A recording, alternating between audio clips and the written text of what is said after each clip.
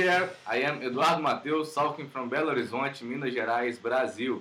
This is my home studio, and today I'm going to talk a little about dynamic processors and describe threshold, ratio, attack, and release. Here we go. We have four types of dynamic processors: compressors, limiters, expanders, and gates. All of them have these four parameters in common: threshold, ratio, attack, and release. And we have to set those parameters based in the signal we are working with. Well, we can split the dynamic processors in two segments. First, they analyze the sound coming in. This section is called sidechain or key section. And the other part is kind of the volume fader. In the sidechain, using some complex algorithms involving squares and square roots, the processor will measure the RMS, kind of an average level, what's going in the signal over the time, the information the processor needs to work. We will start with compressors. They work bringing down the level when the signal gets loud, reducing the dynamic range. The first parameter we have to set up is the threshold.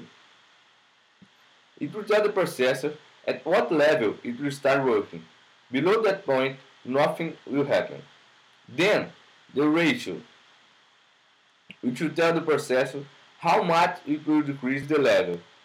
It expresses in a number for 1, input over output. So if you have 1 over 1, nothing will happen. 2 over 1, the output above the threshold will go up 1 decibel when the input goes 2 decibels. The output will be half of the input above the threshold. A limiter is nothing but a compressor with a high ratio, above 10 over 1. Everything above the threshold will stay at the threshold level. Next, attack and release. They will tell the processor how fast the volume fader will move, usually in milliseconds. So, the lower they are, the faster the volume fader will move. The attack will be how fast the fader comes down when the signal comes above the threshold, and the release will be how fast the fader comes back up when the signal has gone below the threshold. So let's see it working. I have here a sine wave jumping. Okay. The compressor is doing nothing because the threshold is set to 0 dB. So let's increase this.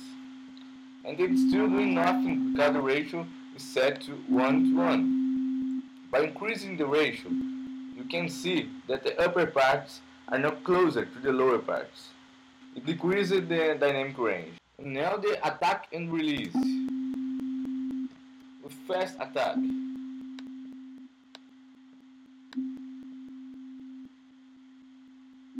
Now slow attack and release.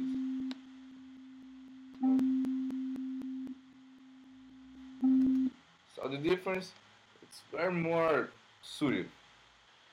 We talked about compressors and limiters, now expanders and gates. We use gates to remove the noise between important musical moments. We set the threshold above the noise level and below the signal of the instrument or vocal, so it will cut out the noise and keep the musical part intact.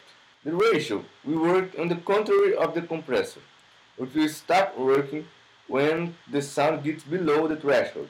We used to set the ratio very high here. With a lower ratio, it will work as an expander, increasing the dynamic range but not cutting out the lower amplitude parts.